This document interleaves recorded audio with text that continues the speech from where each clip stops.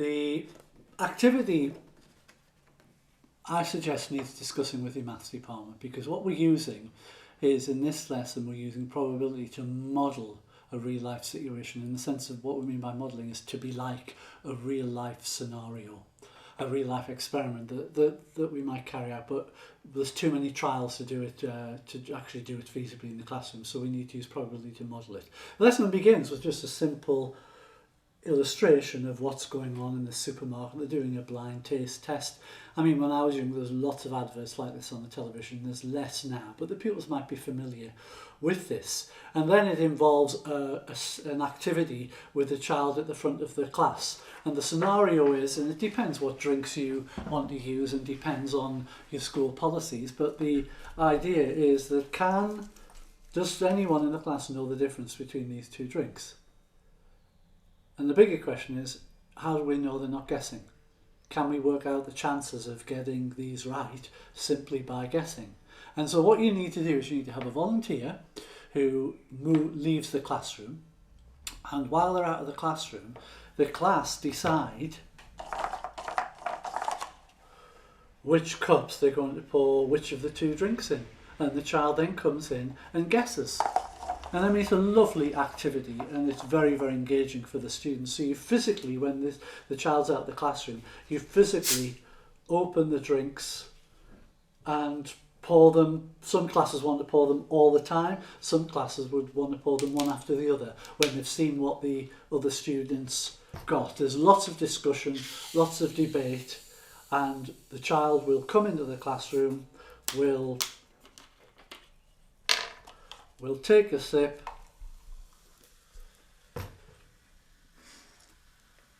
and say if they think it's Coke or Pepsi or whatever drinks you decide to use. Before that, the class will have decided how many out of the 5 they need to get right, so we know that they're not guessing. And for some classes that's 3 out of 5, some classes that's 4 out of 5. And that's the starting point for the lesson. So that will take you about 15 minutes probably to do, with the child going in and out and the children discussing how to do this first part of the activity. As with a lot of the Let's Think secondary science lessons, the numbers that the pupils get are messy. And what I mean by messy is that they're real. And I think that's, and the maths that the students use in these lessons is different to the maths that they're used to from the primary school, where kind of numbers lead them to a conclusion. Here the numbers are real. So if you think back to lesson 11, the current and length, the numbers there were approximations. And so here, what the students need to do is, once they've written down their heads, tails, when they've thrown their coins 10 times, so they've got 10 samples, they've got 50 heads or tails data, we need to start to add that to the board. So you'll need to put a table on the board which shows the group number and how many times they got 4 right, how many times they got 5 right. And they can then use that to work out the probability. But the important point to stress is we want to show this data on a graph. And the graph will need time setting up and preparing the pupils. They will need to start to look at other people's data. So what you want to show with the data is you want to show a couple of 5 groups results first. So out of 10 right, how many times did they get 4?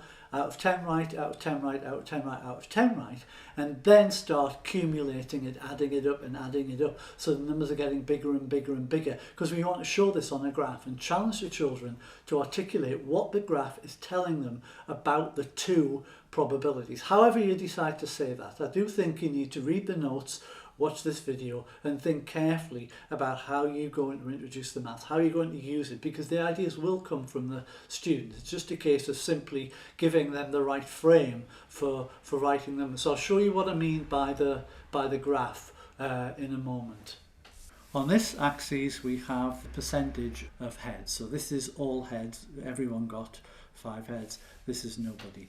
And along the bottom we need to go along in 10, 20, 30, 40, 50, but then increase it to 100, 150, 200. So you'll need the whole class's data here on the board. And the idea is that if this is the percentage of 4 right, the first group might have only got 1 lot of 4 rights. One group might have got 2, 3, 4, 5, 6 4 rights. Another group might have got 3. Another group might have got this. Another group might have got that. So if you plot the graph, it goes all over the place. But as you add the data from more and more groups, it approaches a value about here. And this is the graph that the pupils need to talk about. You've got the variation due to chance, but actually it smooths out, and the chance of getting 4 or 5 right is actually 18%. So the students need to talk about what this graph means and what this actually tells them about the scenario we gave them at the start. The realisation that there is a 1 in 5 chance of getting 4 or 5 right by guessing will lead the class to discuss how they can improve this test to find out if someone really is guessing. You know, so there's a high chance really of coming in and getting them all right, or 4 of them right, by guessing. And that challenges them, because they would have said at the beginning that you need to get 3 or 4 right out of 5 to show that they knew the difference between them. And that requires some reflection on the students, and there will be lots of discussion, and because probability is personal. And I think then you can move into interesting bridging examples of real life scenarios. We all have stories of people who've smoked till they're 85 and had no health problems, and getting the students to think about, well, what do we need to do? When the NHS gives advice, what kind of probabilities do they use? And you could then relate it back to the example we've used in the previous lesson, where they're tossing the coin, throwing the dice, and the guy struck by lightning, where you've got the talking heads. So it might be worth revisiting that one at the end of this lesson if you don't get the chance to look at the work cards, because that really will show the students how far they've come in their understanding of probability, and might lead to some quite interesting examples. So I do think it's worth using that as a closing discussion.